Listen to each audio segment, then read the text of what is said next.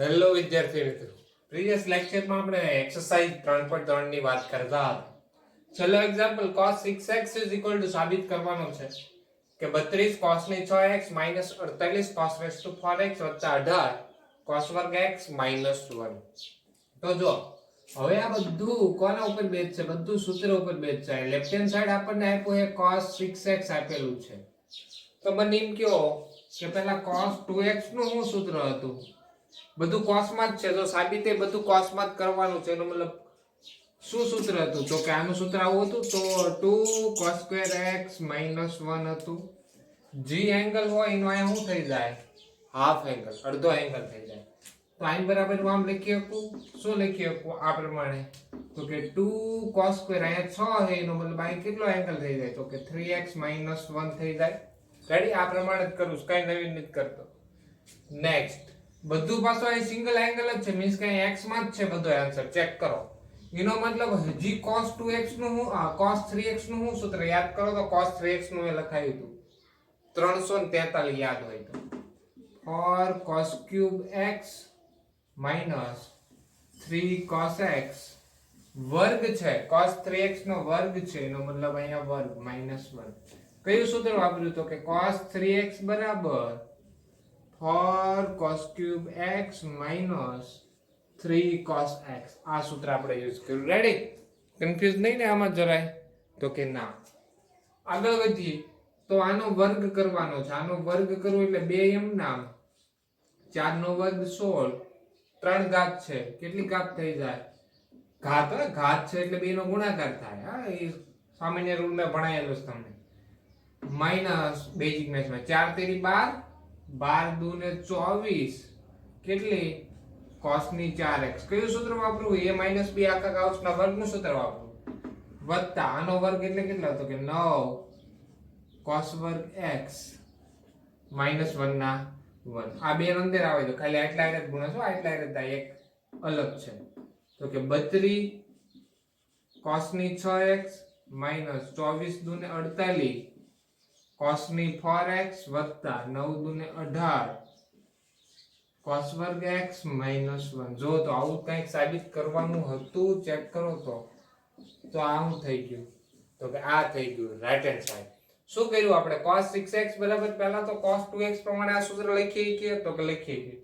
તો એનો મતલબ cos 6x ને કઈ રીતે લખી શકીએ? તો કે અહીંયા હાફ એંગલ થઈ જતો, તો એનો મતલબ અહીંયા half angle 2 cos square 3x - 1.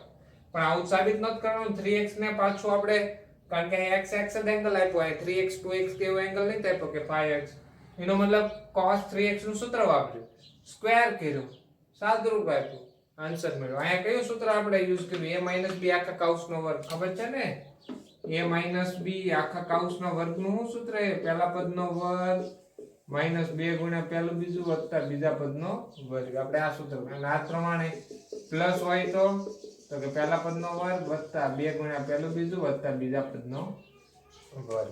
તો આ રીતના એક્ઝામ્પલ બધા આપણે લાસ્ટ એક્સરસાઇઝ એટલે કે એક્સરસાઇઝ 3 માં પણ છે. પહેલા એ કમ્પ્લીટ કરી નાખી, ત્યારે 3.4 સ્ટાર્ટ કરશે. પહેલા પ્રકરણ સ્વાધ્યાય, સારામાં સારું સ્વાધ્યાય છેલ્લું છે. થોડાક ક્વેશ્ચન પર હાર્ડર આપ્યા છે, થોડાક સારા ક્વેશ્ચન આપ્યા. આ રિલેટેડ એક્સરસાઇઝ છે એટલે પહેલા 3.2 અને 3.3 રિલેટેડ એક્સરસાઇઝ છે, પહેલા એને કમ્પ્લીટ કરી નાખી. 3.4 સાવ અલગ છે, એ પાછો સ્વાધ્યાય 3 માં એક પણ એનો એક્ઝામ્પલ નથી. એટલે આ લખી નાખો. એક્સરસાઇઝ 3 સ્ટાર્ટ કરીએ આપણે, આ રિલેટેડ છે એટલા માટે. 3.4 તો લેવાની જ છે, પણ સ્વાધ્યાય 3 પૂરું થાય પછી આપણે 3.4 લઈશું. તો એકવાર જોઈ લો, ત્યાર પછી રાઈટ ડાઉન.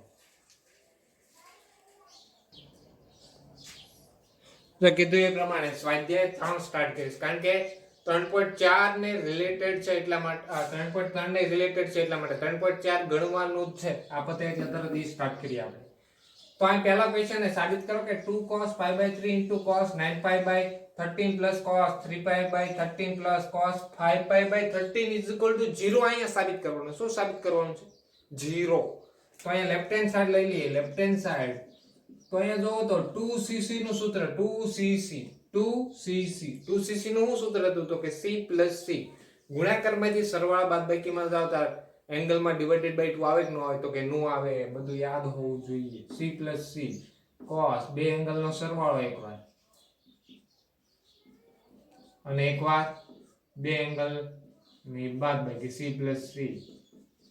રેડી.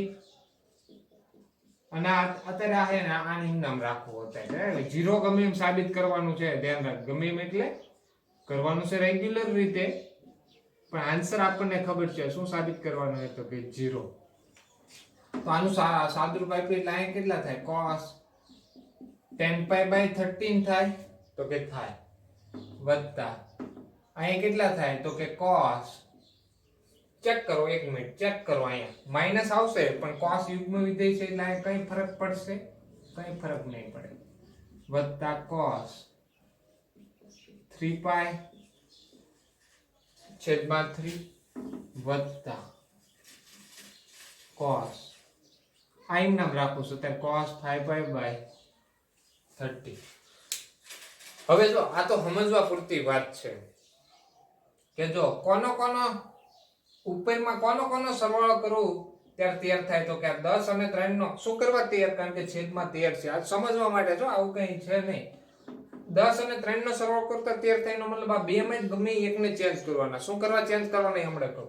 આ પ્રમાણે કોનો સરવાળો કરતા 13 એટલે છેદમાં 13 છે એટલા માટે 8 અને 5 નો સરવાળો કરો એટલે કેટલા થાય? 13. એનો મતલબ આ બે માંથી એકને ચેન્જ કરો.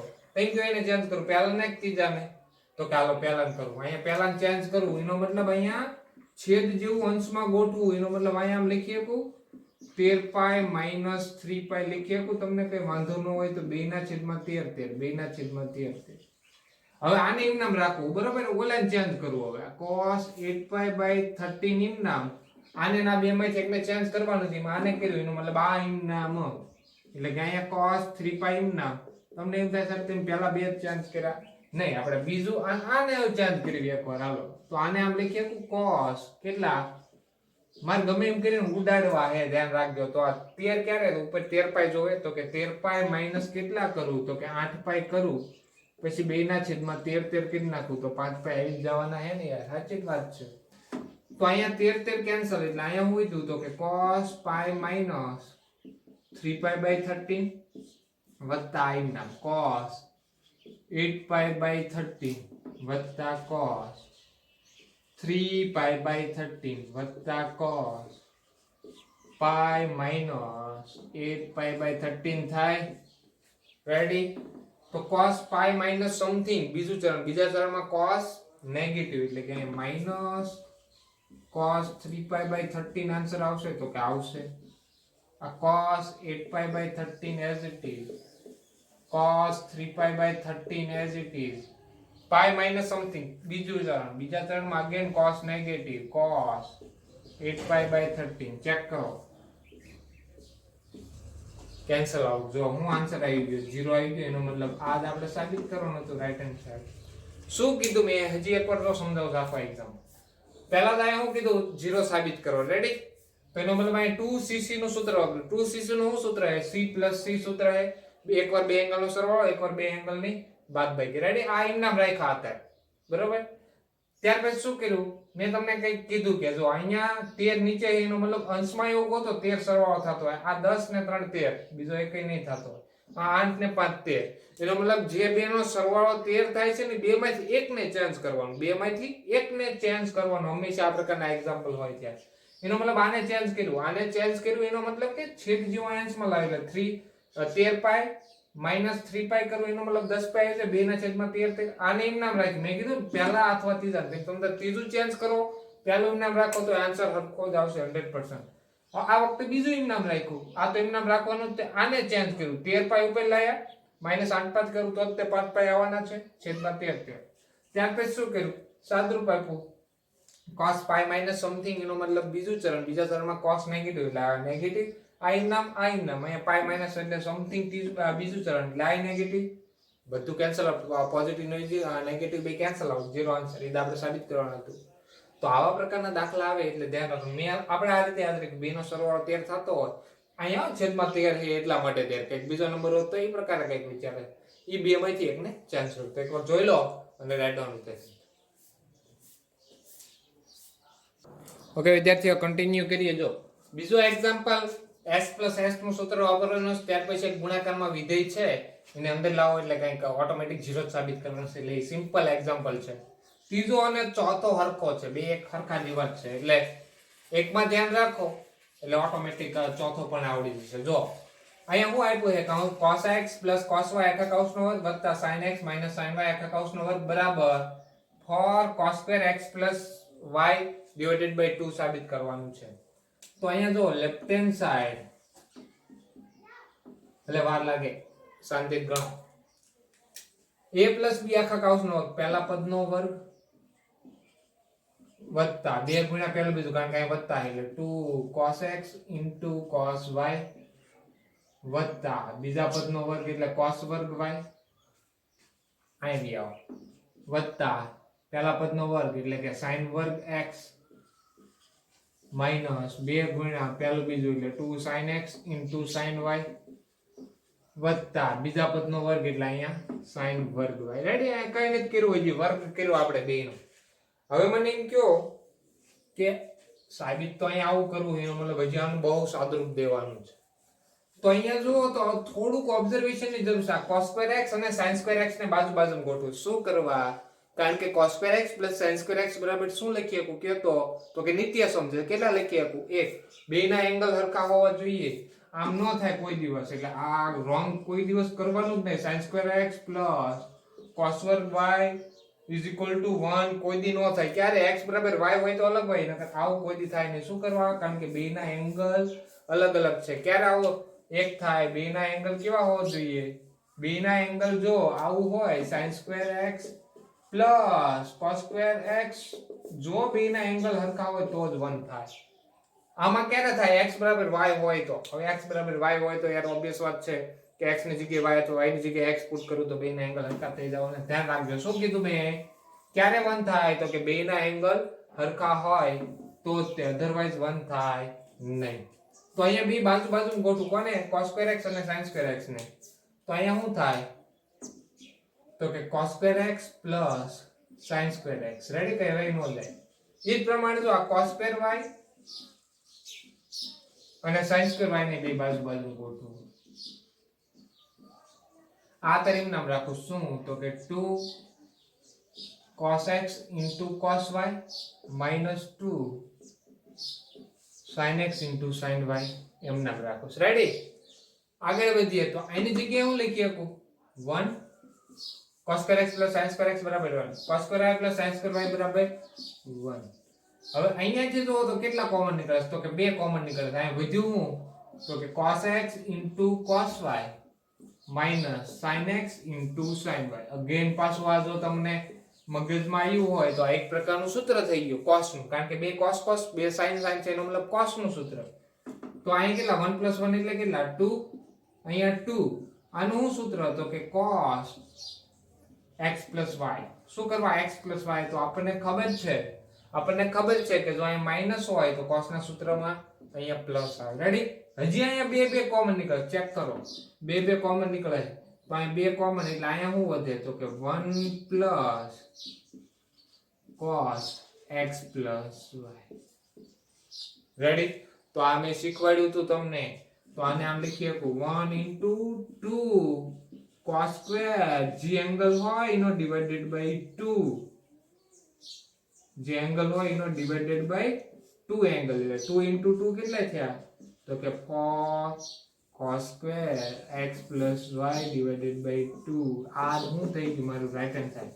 ઘણા હજી કન્ફ્યુઝ છે. જો અહીંયા કન્ફ્યુઝ છે, ખબર પડી ગઈ તમારા મોઢા જોઈ. તો અહીંયા જો આવું મેં તમને શીખવાડ્યું હતું યાદ કરો. જો કે 1 + cos x હોય તો મેં તમને કીધું હતું જે હોય એનો એંગલ અડધો થઈ જાય 2 cos square x. ક્યાંક લાવ્યો તો આ રીતે મેં શીખવાડ્યું હતું 1 + cos x હોય તો 2 cos square.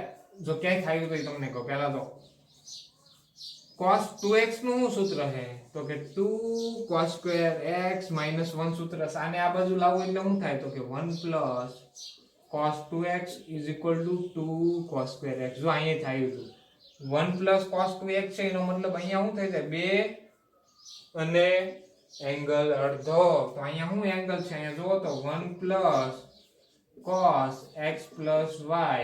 રેડી? આવું છે તો કમ્પેર કરો તો અહીં જેવું જો અહીં 1 તો અહીં 1 પ્લસ તો પ્લસ cos તો cos.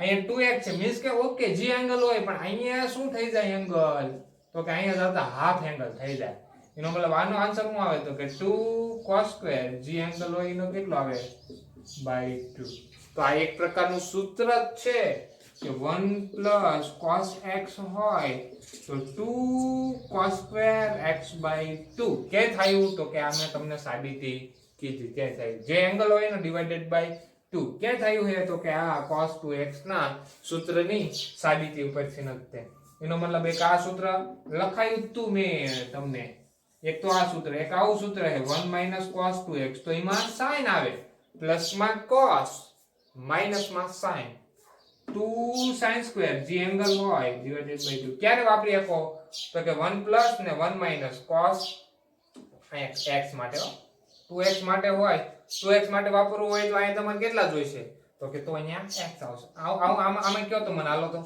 1 cos 2x હોય તો શું સૂત્ર આવે જે એંગલ હોય એનો divided by 2 cos square x એનો મતલબ આવું તમને આવડી ગયું તો અહીંયા શું હતું 1 cos x y નો મતલબ અહીંયા 2 cos સ્ક્વેર જે એંગલ હોય ડિવાઇડેડ બાય 2 જો તો એ આપણે સાબિત કરવાનું એનો મતલબ નેક્સ્ટ એક્ઝામ્પલ છે એ તમે 100% જો આમાં ખબર પડી છે અને આ સૂત્ર છે આ બે એનો મતલબ આ સૂત્ર એલા સાબિતી ઉપર છે ને પણ એક પ્રકારનો સૂત્ર તરીકે યાદ રાખવાનું તો મને નહીં લાગતું નેક્સ્ટ ક્વેશ્ચન તમને નો આવડે 110% આવડશે તો એકવાર જો સમજાવું છું અહીંયા શું કર્યું અહીંયા સ્ક્વેર કર્યો પહેલા અહીંયા ત્યાર પછી કીધું મેં આ બે બાજુ ગોઠવા શું કરવા કારણ કે એની જગ્યાએ 1 એ પ્રમાણે cos અને sin ને બાજુ ગોઠવા y વાળાને અહીં જગ્યાએ 1 અહીંથી બે કોમન કાઢ્યા બે કોમન નીકળ્યા એટલે અહીંયા સૂત્ર થઈ ગયું અહીં સૂત્ર થઈ ગયું પાછા બે કોમન નીકળ્યા તો અહીં કોમન નીકળે એટલે અહીંયા 1 વધે તો કે હા વધે અહીંયા cos x y તો કોના જેવું સૂત્ર થઈ ગયું 1 cos x જેવું મતલબ અહીંયા એંગલમાં ડિવાઇડેડ બાય 2 2 into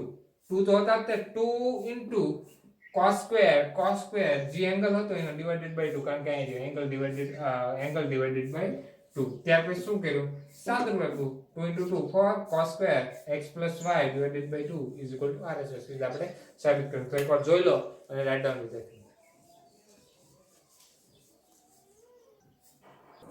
જો અગેન ફિફ્થ એક્ઝામ્પલ જોઈએ આપણે ચોથો મેં કીધું સેમ એક્ઝામ્પલ છે આ પાંચમો એક્ઝામ્પલ તો આના જેવો એક્ઝામ્પલ મેં તમને ઇનડાયરેક્ટલી કહી દીધો છે કે અહીંયા તમારે એવા બે ટર્મને તમારે બાજુમાં ગોઠવવાના કે અહીંયા કારણ કે સરવાળો છે સરવાળામાં ગુણાકારમાં જઈશું એટલે એંગલમાં ડિવાઇડેડ બાય 2 આવશે એવા બે ટર્મને મીન્સ કે એવા બે વિધેયને તમારે બાજુમાં ગોઠવવાના કે જેથી બેનો સરવાળો ડિવાઇડેડ બાય 2 કરો ત્યારે કાંઈ નેચરલ નંબરમાં એનો મતલબ કે અપૂર્ણાંકમાં એનો આન્સર નો અપૂર્ણાંકમાં જો એમનામ આવી જ જશે પણ કારણ વગરનું તમારે સાદરૂપ વધી જશે કયો સાદરૂપ વધારો એક સિમ્પલ કરું તો બને ત્યાં સુધી સિમ્પલ જ રાખવાનું તો અહીંયા જો તો એવા બે ને બાજુમાં ગોઠવો કે જેથી બે ના છેદ ઉડાડતા અપૂર્ણાંક નો વધે પૂર્ણાંક વધે તો જો તો આ બે ને બાજુમાં ગોઠવાય તો કે હા ગોઠવાય કાંઈ વાંધો નહીં આ બે ને ગમે નામ તો ગોઠવાય નહીં વાંધો આને ગોઠવો તોય વાંધો નહીં આવે કારણ કે જો આ બે નો સરવાળો કરશું તો અહીંયા 6 થઈ જશે અહીંયા